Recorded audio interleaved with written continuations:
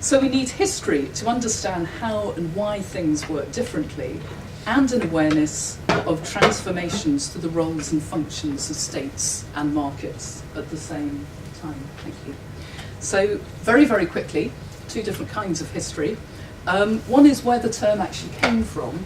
It first emerged in the 1970s when it was used by Etzioni and other people in public policy and management. The end of the 70s, post-industrial context, as you can see, and people looking for something to fill the gap, so to speak.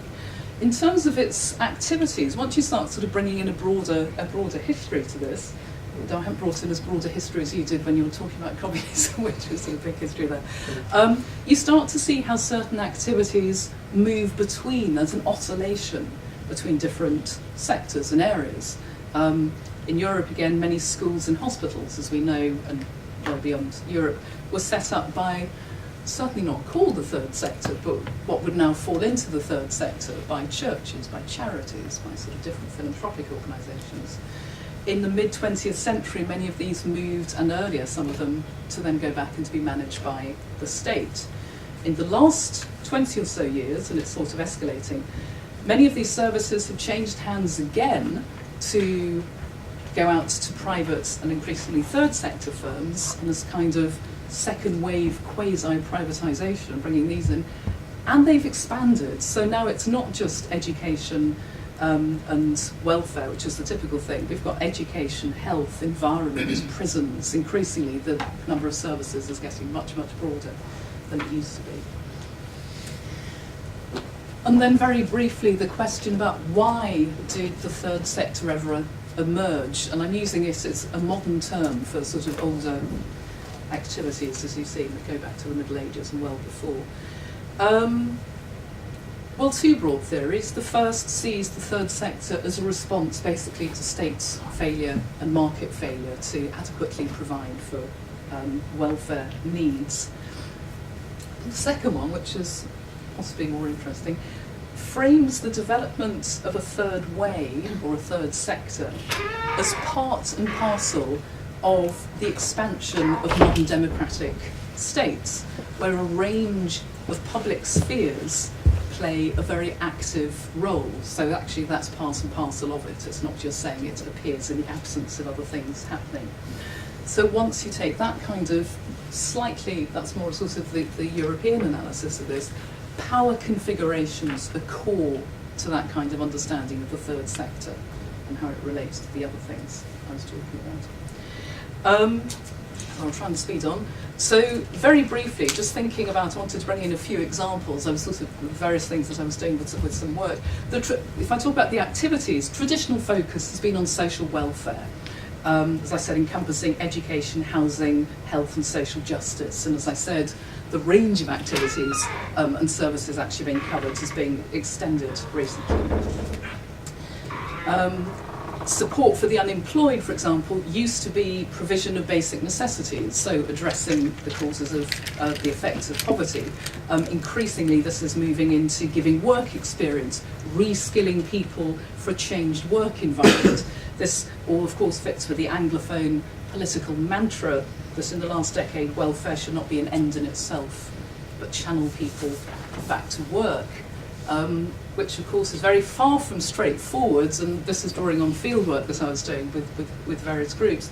In the first place, you can say voluntary labour, you can see it as a gift, you can also see it as a rehabilitative process producing the active, responsible citizen demanded by neoliberal ideology.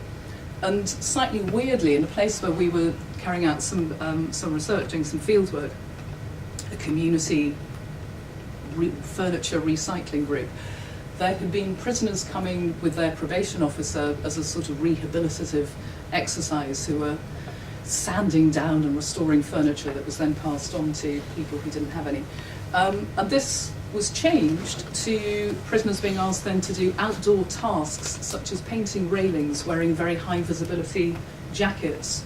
And the probation officers were saying, well, the work they now do is not useful to anyone, but they've been told that what they've got to do is to make sure the prisoners are seen to be doing this kind of work.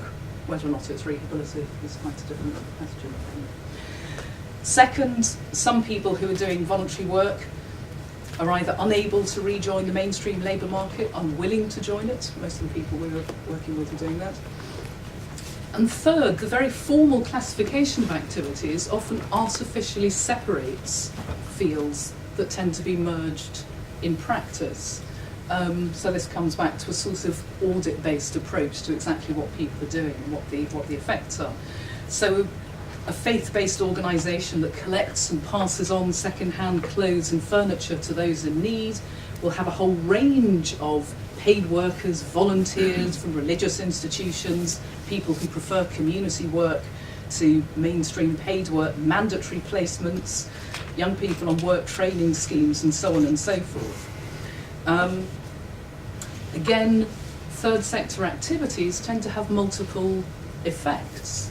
It's very unlike a company that's going out with a single aim to make a particular profit. So as an effect, it can be quite hard to get government funding. So where we were carrying out fieldwork, for example, there were many people taken on to collect unwanted furniture from people, then to do it up, then to give it to other people who had nothing for all sorts of different reasons. And the results of doing those kinds of activities was helping local government departments in employment, health, environment, and so it went on. But devolved accounting and responsibility, which is the current thing in local government at the moment, tends to mean you can only have a contract with one department to do one thing. So the broader benefits tend not to be visible, they tend not to be picked up. And because statutory bodies can take so long to respond to emergency cases, the groups that we were working with very often became emergency backstops, effectively subsidising the local statutory bodies. So I will finish in 3 minutes, I hope. Sorry, thank you. So, oh, I'm so sorry, I missed that one, it's the second one. So just to sort of go through critiques and possibilities of the third sector. It's been asked to bear quite a heavy burden in some ways. Like NGOs, the third sector is often imagined to be the sort of all-round magic bullet, and we keep hearing this language now, for all social and economic woes. The truth, as usual, is a bit more complicated. So the strengths which tend to be brought out when people are talking about this, is that these groups are typically rooted in locality and community, that they act as intermediaries between households, state, market enterprises. An emphasis on local economies, what people call closing the loop locally, may counteract the effects of flexible capitalism, of post-industrial urban ghettos. Arguably, locally provided service provision, is more responsive to actual needs that are there rather than getting blanket generic provision of things. And certainly when governments, local or central, form alliances with the third sector, very often what's emphasised is the grassroots legitimacy, creativity and ability to kickstart local economic development, drawing on social capital. These are all phrases that are lifted from various documents. Economic and social domains are reunited, mutual trust and commitment to common endeavours are established. So what comes out of all of that is the reason I suggest that there's this huge emphasis on the third sector, or big society, or civil society at the moment, is what's often considered to be its morality and effectiveness, the way it's set up in this particular way.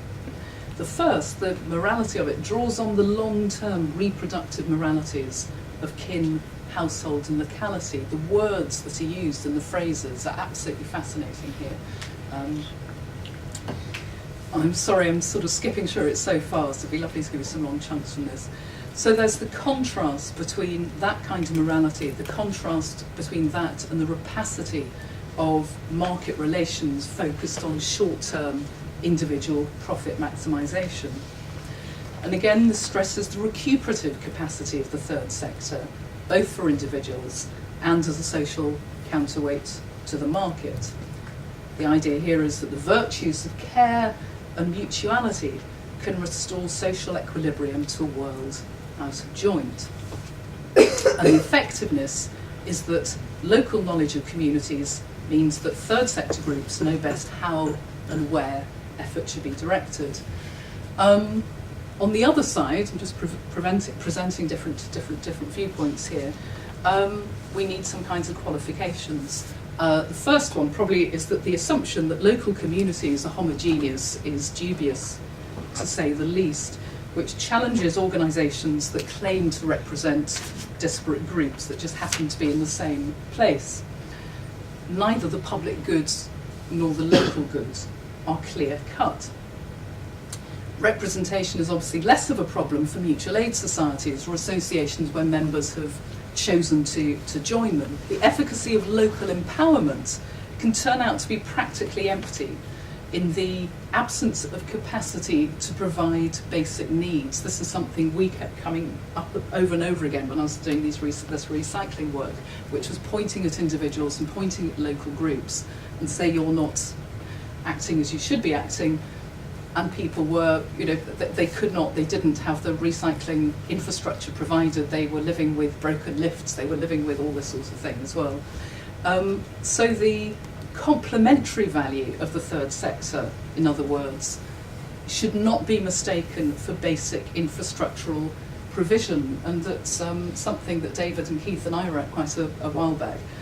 Somebody called Graham Horton from the Geography Department in Hull was talking about this and said, I thought it was so nice, I'll say it again, he said that whereas the market serves the middle class very well, it's very often only those who are living in urban food deserts who are encouraged to set up community organic food shops, where they'd probably be much better served by having a local spa being set up.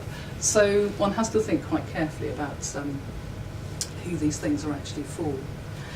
Again, integration, I'll just do this one very briefly. Integration can cause some quite sort of awkward tensions. There's quite a heavy reliance for quite a lot of groups on government funding, but increasingly government funding under legislative duty of care clauses can demand that the groups that they're making contracts with to support are actually effectively behaving like commercial firms, showing financial viability, long-term sustainability, and all the rest of it.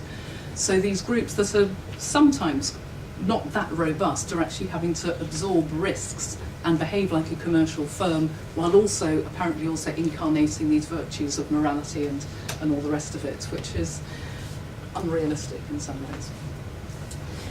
So, very last paragraph. So we've got a very wide range of third sector forms and different kinds of relations to state, market and community. So it is very, very difficult to make generalisations.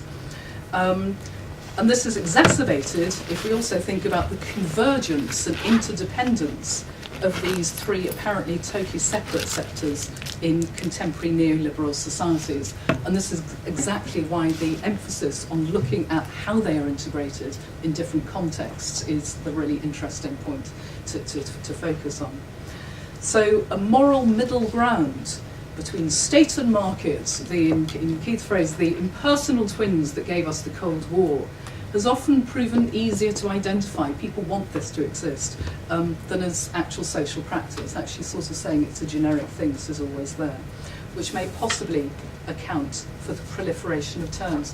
So the last thing really to say is that it is very difficult to generalise, it's very difficult to actually say that something's there, but clearly something is there and something is happening, and it's clearly very significant, both economically and as a way for organising and mobilising society, which I think is actually the key thing to end on.